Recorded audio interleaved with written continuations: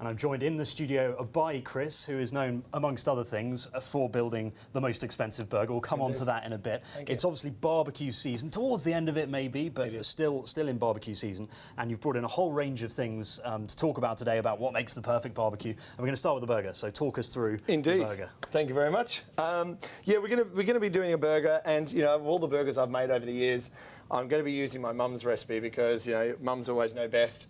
And the recipe that we're going to be using has got a lot of vegetables and things in it. I've prepared one here. So obviously we're using a beef mince base, and what makes a good burger is the fat percentage. You're looking for between 15 and 20% fat.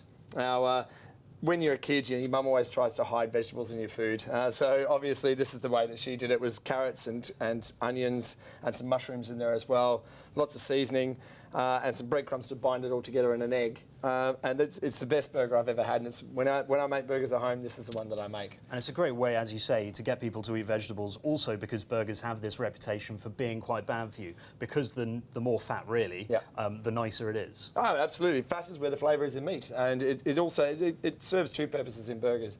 It's where the flavour is, and it also helps bind the burger together as well. So it's a dual purpose. But burgers get a lot of bad publicity, but they're actually not that bad. It's, you know, high in protein, and it's good. It's wonderful food, easily approachable. And they've massively come into fashion in the UK in the last couple of years. Indeed. Why do you think that is? It's approachable. People get it. You know, it's one of those things that it's easy for them to understand. There's nothing worse than going to a restaurant and seeing ingredients on the list that you don't know what they are. So burgers, people understand, they get it, they're easily approachable, and it's comfort food, you know. Absolutely, and you've made an incredible burger yourself, the most expensive burger in the world, £1,100. Tell us why you did that, and just why was it so expensive? Sure, I created this burger. I was approached by Groupon to see if I could create the world's most expensive burger for them. And yeah, I used Kobe beef from Japan, which is exceedingly expensive, Wagyu, so New Zealand venison. We used white truffles, beluga caviar. I mean, it was ridiculous, completely over the top. But just, you know, as a product to see if it could be done, and it could. So yeah, I set the record. And who ate that? Oh, I ate 3 of them. Well, if you're going to create something like that, you have to have it yourself. So, and it was very, very good. It was amazing. Have you had a more expensive meal than that £3,300 no. 3 burgers? No, I don't think I ever dine like that every day. No, it's one of those things. You have it once in your life and you enjoy it, and yeah, move on to the next thing. Absolutely. And do you think burgers will continue to be as popular as they are? As you say, in barbecue season, you slap them on. Medium rare, is that what you'd recommend? Well, the thing in the industry, in the restaurant industry, that's the law regulates us and says that you have to cook a burger above 70 degrees for 2 minutes because of the E. coli risk.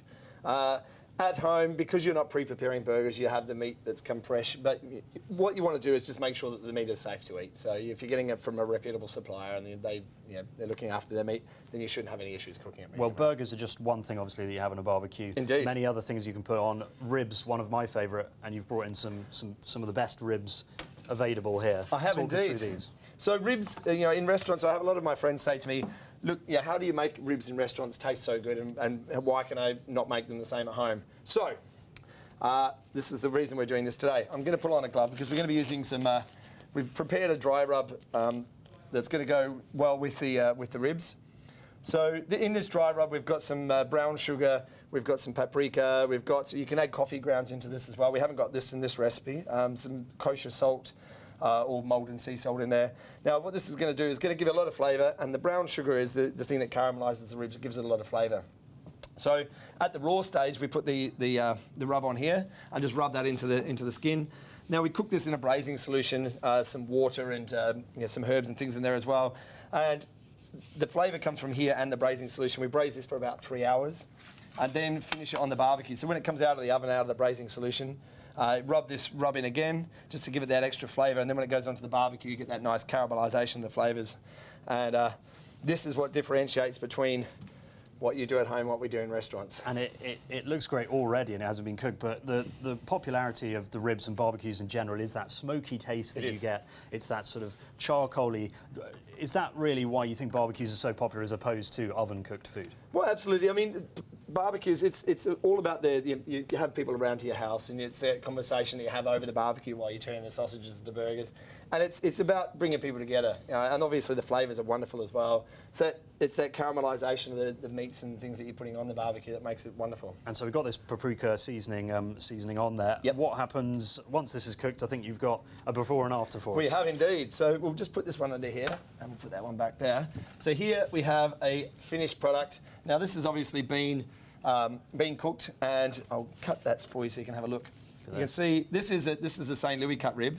Now, obviously, there's a lot of meat on there, isn't there? There is. It's a lot meatier than what you'd normally see. The normal ones that you see are baby back ribs. Do you want to have a try? Yeah, that's absolutely. Look at this. So the sort of issue that I guess a lot of people have with ribs is that you have a lot of bone and not much meat. Yeah. But this is a real chunk of. Can I just have a little go for taste? it, yeah. Now this is St. Louis cut. The normal ones that you see are baby back ribs. You can buy both. Now, if you don't eat pork, you can also use the same recipe with beef. It's the same thing, and it works. It works wonderfully. So, and you can taste the paprika and that sort of, because a lot of people would say, why are you putting sugar in that? Absolutely. Why are you putting sugar in that? But you absolutely taste that caramelisation. Indeed.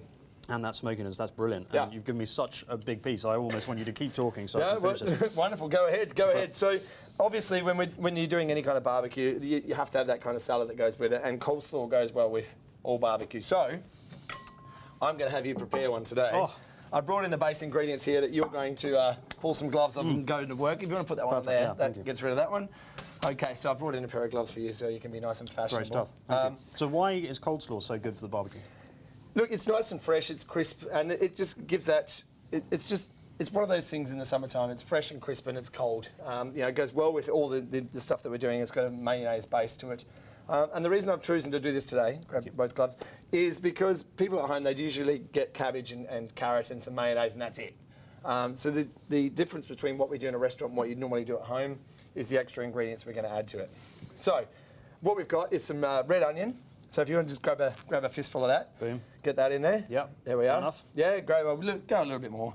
Can never have too much onion. It's good for you. As long as you're not looking for a kiss later, There we you'll go. be fine. There we go. Don't speak too soon. Perfect. Okay. Now, here in marinating in this bowl here, we have some apple marinating in apple juice and white wine vinegar. Now, this just gives it a bit more of a bite, bit of a crispness to it. So grab a fistful of that, and you want some of that juice to pour in there as well. Wonderful. Wonderful. Perfect. There we go. And just pour a little bit of that juice on there as well. A little bit of the vinegar and the apple juice as well, just to give it a bit of a bite and a bit of crispness. Wonderful. Okay. Perfect. Next, we've got our mayonnaise. It's not just plain mayonnaise. This is mayonnaise that's mixed with whole grain mustard. Now, the whole grain mustard gives it a bit of a bite as well. Gives it that extra bit of tartness to your coleslaw. So grab a couple of spoonfuls, put that in. And this obviously works so well with meat on the barbecue because meat is sort of, very smoky and great, but you want this sort of juicy crunchiness that you get with this. Absolutely. And it seems to be the perfect complement to a lot of It these is, as well. and mustard as well. Mustard and meat, how far wrong can you go, right? Exactly. Okay, so then what we've got is a little bit of sugar. We've got some brown sugar here. So just a little bit of a pinch of that. Yep. There we go, wonderful. And we've got some really good quality sea salt there, so grab some sea salt. Sure. This is the white one, perfect. Good pinch of that. And some cracked black pepper on the end there.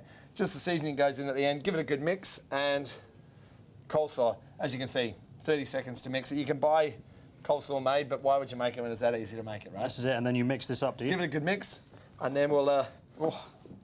And Chris, this is what we're making here is obviously something that you do daily at your restaurant, the Big Easy in Covent Garden.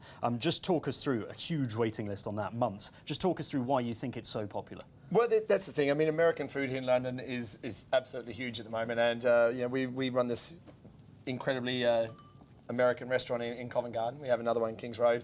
And people are lining up to get in the place. I mean, we only have 350 seats, so it's it's a huge waiting list to get in. And it's also part of the atmosphere, isn't it, as well? The food's great, but the atmosphere that you get, as opposed to fine dining that may be a little bit more stuffy, you get this really fun kind of casual dining experience. Indeed, yeah. I mean, it's loud, it's boisterous, it's the food is great. This is the kind of food that we do here there every day, and that's it. People relate to it, they get it, and it's easy to get into. Chris, well, I won't shake you by the hand because I'm a little bit messy, but thank you so much for coming in and for bringing all of this delicious food, and I can't wait to get stuck into it. Thank you very much. Enjoy. Cheers. Thank you.